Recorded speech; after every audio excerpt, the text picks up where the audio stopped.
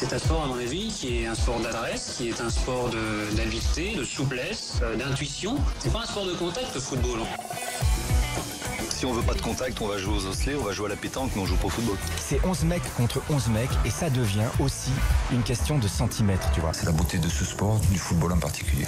Jusqu'à minuit, c'est l'after-foot. Gilbert Brébois.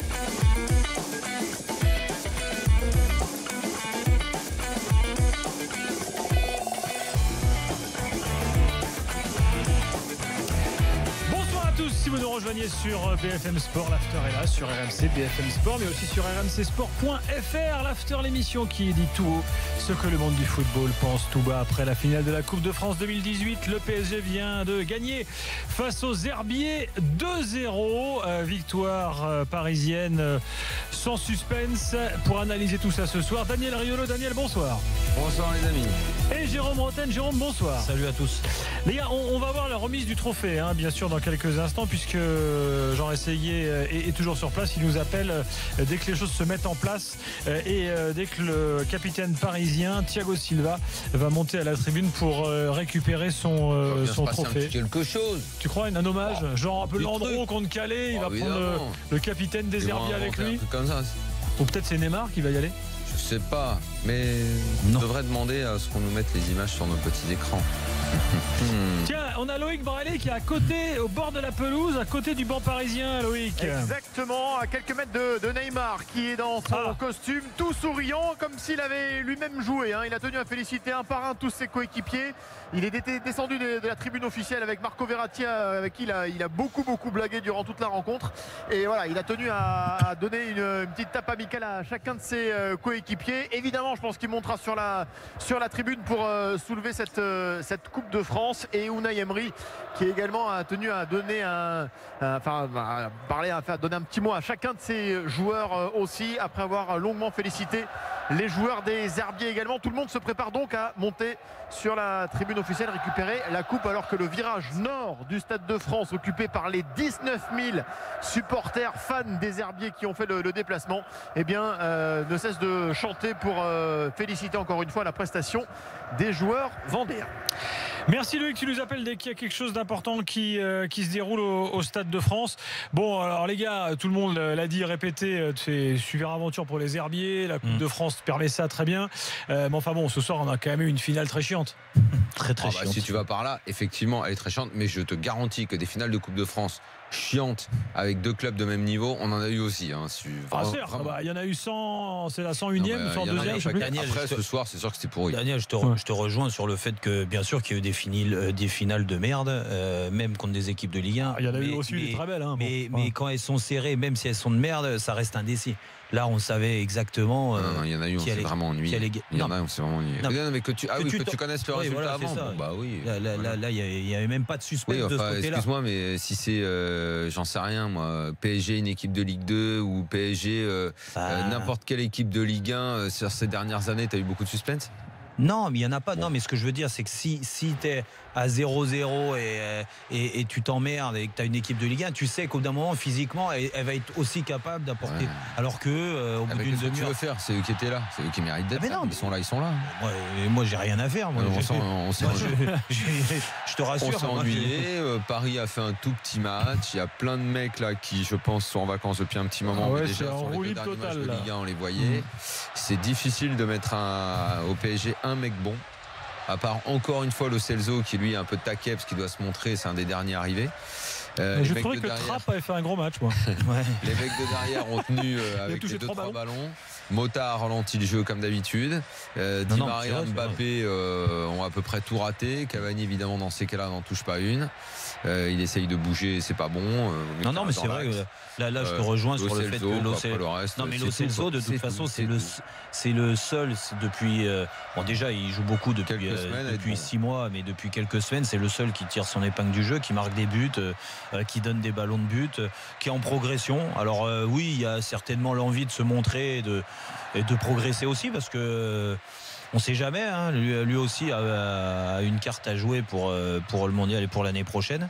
Et c'est un atout supplémentaire pour le PSG, parce qu'il montre quand même des choses intéressantes. Après, vu le contexte, vu l'adversaire, moi, j'en veux même pas aux joueurs qui sont quasiment en vacances depuis un certain temps. Leur demander d'être au taquet sur ce match-là. Après, ils avaient bien bossé la défense, les mecs. Putain, je comprends qu'ils aient pris un entraîneur de hand pour préparer le match. Oui, d'ailleurs, je n'ai pas compris l'intérêt, en fait, parce que je ne vois pas les parallèles qu'il peut y avoir entre une défense de hand et une défense de foot. Ça a servi à quelque chose là. Alors là, le fait d'être placé devant la surface et les autos, s'ils l'ont fait, c'est qu'il doit y avoir quelque chose. Tu devrais lui demander à monsieur. Oui, non, je sais pas, ça doit être les façons de sortir. La façon de coulisser au hand et au foot, c'est totalement différent. Enfin, c'est pas le même espace. Là, ils ont fait une vraie défense de hand. Oui, c'est sûr que. C'était défensivement, ils ont réussi à peu près leur coup. C'est vrai qu'ils étaient un peu emmerdants. Sauf au début, ils sortaient pas trop sur les tireurs, c'était un peu étonnant, mais enfin en même temps, c'était un risque que tu pouvais prendre parce qu'il n'y avait pas beaucoup d'espace pour les frappes. Au bout d'un moment, c'est quand même venu. Mais bon, c'est curieux. Moi, je comprends que l'entraîneur se dise l'idée, c'est qu'on va éviter de prendre la valise. Donc, il met au point parce que les mecs. Non, mais attends, à 1-0, il fait rentrer 2 joueurs offensifs. Ils ont dû bosser comme des dingos. À 25 minutes de la fin, là. Ils ont dû bosser comme des dingos leur défense. Parce qu'à mon avis, ils font pas tout leur match comme ça. Donc, ils ont dû bosser comme des fous ce système défensif. Après, je sais pas quel plaisir ils y ont éprouvé. Exactement. Est-ce qu'ils ont autant de plaisir à en prendre 8 ? Non, mais. Est-ce qu'ils prennent pas plus de plaisir s'ils en prennent 8 et qu'ils arrivent à en mettre un, ou perdent 2-0 comme ça? C'est ça, moi. Je vois pas l'intérêt, en fait. C'est où tu retrouves ton plaisir, ça c'est sûr. Mais ça, après, c'est tellement personnel que nous, à regarder le match et à t'imaginer. Eux. Non, mais. Est-ce que tu crois que le fait d'avoir perdu 2-0, ça leur fait. Ils ont l'air d'être contents, là. Ils font le. Ils font la fête, je sais pas si Loïc est là ou Jeannot. C'est une super histoire pour eux, mais. En prendre 6, ils sont en train de faire la queue leu là devant le virage nord des supporters des Herbiers, après avoir fait le clapping comme ils l'avaient fait à la Beaujoire et durant tout leur parcours. Ils sont contents parce qu'ils peuvent être contents de leur parcours, tout simplement. Imagine, t'as un attaquant qui réussit à mettre une belle frappe, qui réussit à faire un dribble sur Thiago Silva, il le raconte à ses petits enfants. Là, le mec, il va raconter quoi? On a pris que 2-0, on a bétonné. C'est pour ça que pour moi, alors après contre Paris, et même quand Paris joue des équipes de Ligue 1, quand Paris a décidé de mettre de l'intensité, c'est très dur de toute façon. T'as beau essayer de défendre, d'attaquer, de ce que tu veux, les équipes elles n'y arrivent pas. Oui, non, bien sûr. Après, moi, je trouve, on en parlait avec Gilbert, même si Daniel, t'as un avis différent, mais moi je trouve que bon, c'est plus de la com qu'autre chose d'avoir fait venir l'entraîneur de hand de Nantes, parce que bon, il est en. Ils ont bien dû bosser quelque chose quand même. Franchement, il aura peut-être tenu un discours sympa. Moi je comprends pas un truc chez vous, quoi. Mais les mecs, il faut un truc. Est-ce qu'on peut être un minimum respectueux et tant qu'on lui a pas parlé à lui? Mais on est tout à fait respectueux. Non, parce que vous n'écoutez pas ce qu'il dit. Si le mec, moi j'ai écouté, il était dans le 60 minutes sport tout à l'heure. J'ai pas écouté, j'ai écouté. Sauf qu'il n'a pas expliqué concrètement qu'est-ce qu'il leur avait fait faire sur la défense. S'il t'explique concrètement et que tu trouves ça bidon, tu diras c'est bidon. Mais si t'as pas l'explication concrète, laissons-le avec son idée.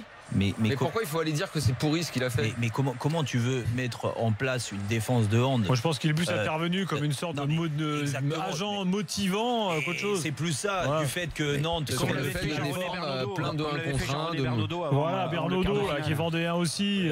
Nantes, on est d'accord, ils font bien le final fort au hand. Vendent tout à fait. Voilà, donc c'est un petit peu Ligue des Champions. L'équipe à la mode, voilà, donc là c'est une façon de dire tiens Nantes, pas loin des Herbiers, la Vendée, la ceci, moi je ne comprends pas que Ranieri n'ait pas appelé Thierry Henry. Mais franchement, Daniel, qu'est-ce qu'il fout Ranieri? Moi je dis que tout ce qui était sur la côte ouest, là, fallait aller aux Herbiers.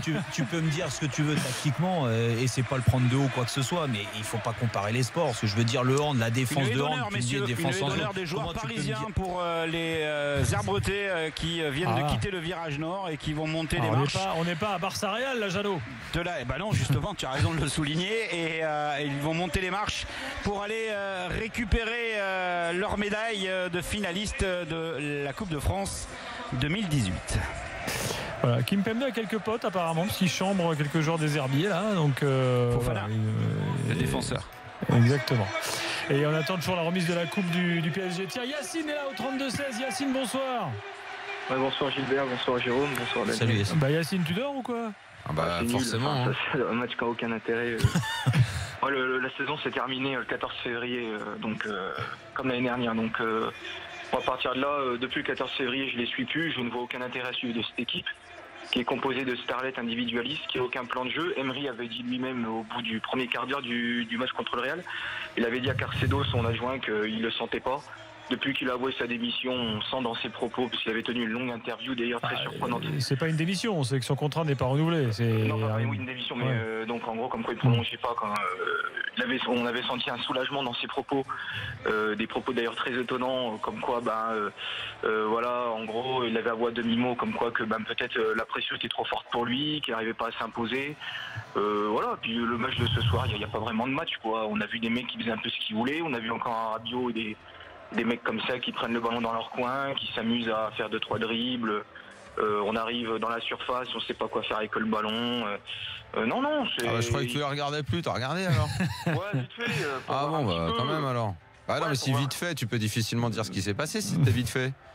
Non, mais je pense que Yacine, tu ne regardes pas avec la même passion, quoi. Je vais te dire, regarder les matchs de Paris depuis un petit moment, il n'y a plus aucun intérêt, on sait déjà comment ça se passe.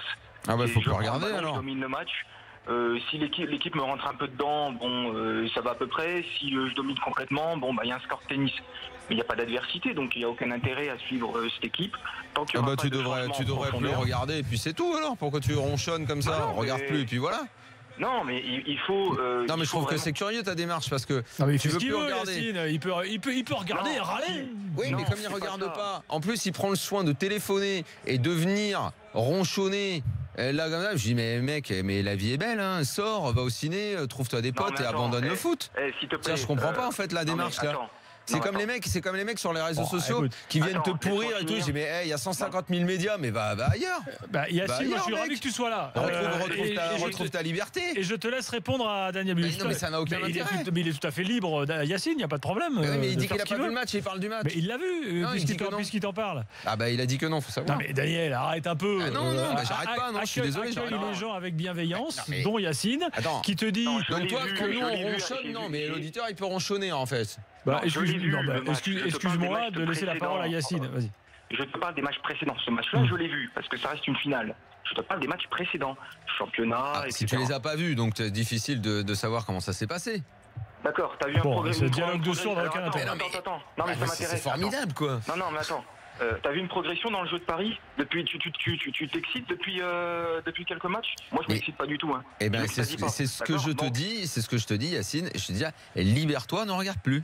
Oui, non, mais c'est ce que je te dis. Je te dis maintenant qu'il n'y aura pas de changement profond, parce que c'est bien beau de gagner un trophée, c'est très bien. Ça reste un trophée, c'est excellent. Tu es le résultat de la communication du PSG qui ne doit exister qu'à travers la Ligue des Champions. Voilà. Mais non, mais attends, tu veux une progression ou pas dans le club? Le club a voulu que ce soit comme ça, et donc donc là-dessus tu rejoins Yacine en fait. Non, au final, Daniel. Mais attends, c'est une blague ou quoi? T'es sérieux quand tu parles? C'est une blague ou quoi? Ça t'excite les titres nationaux? Et on s'en fout complètement. Mais non, mais là vous dites la même chose, les gars. Hein. Ah non, moi je dis pas la même chose, non. Non, mais je dis pas la même chose. C'est le résultat de la com du PSG qui a au final esquinté l'esprit des gens pour penser finalement qu'on ne doit regarder le PSG que par la Ligue des Champions. Bon, ok, très bien. Donc le championnat, ça vaut plus rien. La coupe, ça vaut plus rien. De toute façon, même les joueurs des autres équipes disent qu'il vaut mieux finir 5e que finir champion un mois à l'avance, ou enfin finir 4e que. Voilà. Si on en est arrivé à là aujourd'hui en Ligue 1. Ça va être vraiment dur de s'intéresser à la saison prochaine. Hein. Non, Jérôme, qu'est-ce que t'en penses? En fait, comment on fait on banalise avec ce genre de discours, on fait quoi au fond alors? Non, mais on arrête alors. On banalise la finale d'aujourd'hui. De toute façon, oui, ça aujourd'hui, forcément, ça me paraît logique. Tout le monde disait qu'après la victoire à Caen, que la finale c'était déjà à Caen, donc c'était pas non plus la plus grosse affiche pour le PSG, et que là, on savait que c'était Paris qui allait gagner. Après, dans la façon d'évoluer, moi, j'ai pas envie de les juger ce soir, parce que oui, on s'est emmerdé. Quand tu es un footballeur professionnel, que tu viens d'être champion de France, que tu joues des matchs européens, que tu joues des matchs internationaux, ce qui c'est la plupart des joueurs du PSG, je peux comprendre que c'est compliqué de faire le match de sa vie contre les Herbiers. Donc là-dessus, je les critique pas.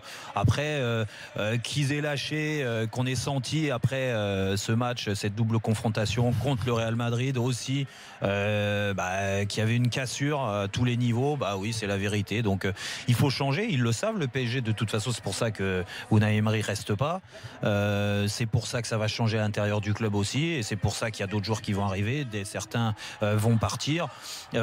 Ça passe par là. De toute façon, ce club-là, il est en éternelle reconstruction, impression.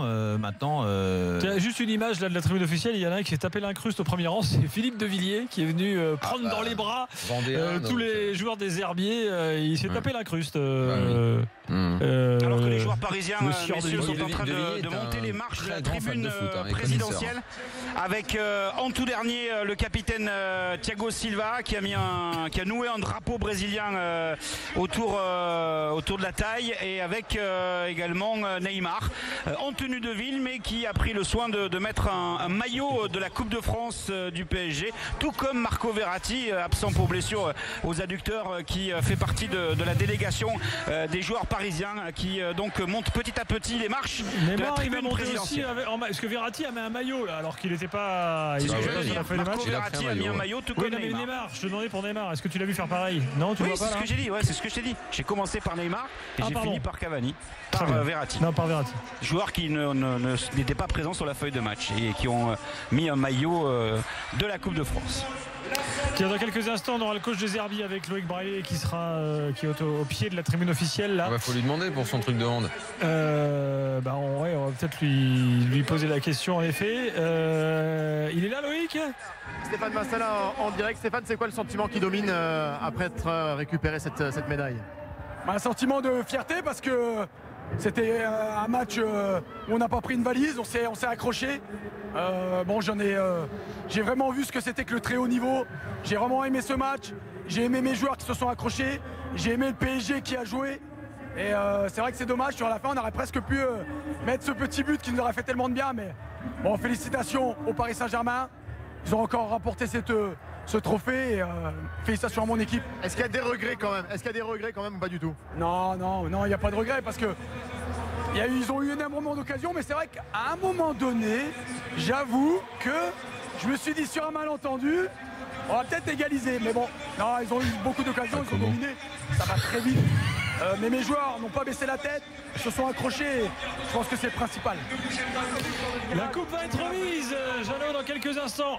Oui, alors que des joueurs font des selfies comme Kevin Trapp ou encore Kipembe qui a pris le temps d'aller récupérer un drapeau bleu, blanc, rouge et qui se positionne avec Di Maria. Kurzawa qui a entouré un maillot au-dessus de sa tête avec Areola. Ils ont récupéré entre-temps les médailles. Ce que font avec Jean-Pierre Papin qui leur remet ses médailles, le staff d'Unai Emery. Jean-Pierre Papin, le président de la commission de la Coupe de France entre les joueurs des Herbiers et les Parisiens. Il y a également le corps arbitral qui a été récompensé. La commission. Il est patron de la commission. Il a remplacé Jean Djorkaeff. Ah d'accord. Ouais. Ça t'avait échappé ça? Ce genre de steak à la Fédé là, si ça m'échappe, c'est pas mal. On fout un peu en fait. Bon, Emmanuel Macron qui va remettre la coupe là dans quelques instants, Jeannot. Thiago Silva était le dernier à monter. Il est là-haut, Jeannot. Ah oui, il était le dernier à monter les marches, et donc du coup, il va se rapprocher. Il arrive à hauteur de Brigitte.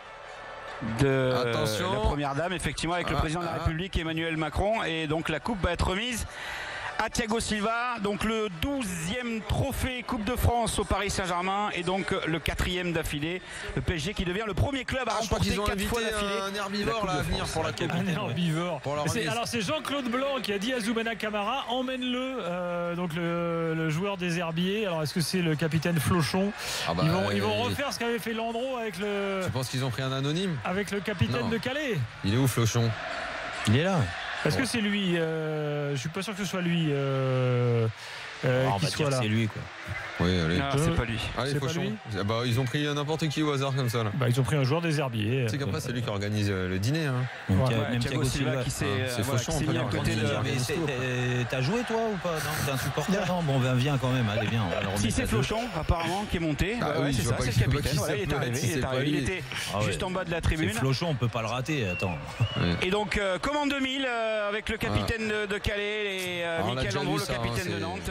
18 ans après, ils vont partager le trophée pour le soulever devant le public. Thiago Silva et Fauchon, voilà qui est fait le trophée de la Coupe de France, soulevé sous les papelitos argentés par Thiago Silva et Sébastien Fauchon, donc le capitaine de l'équipe des Herbiers, le PSG, qui remporte la 101e finale de Coupe de France au Stade de France. Regarde, il lui marche dessus. Allez, Fauchon. Non, c'est lui, Fauchon, qui.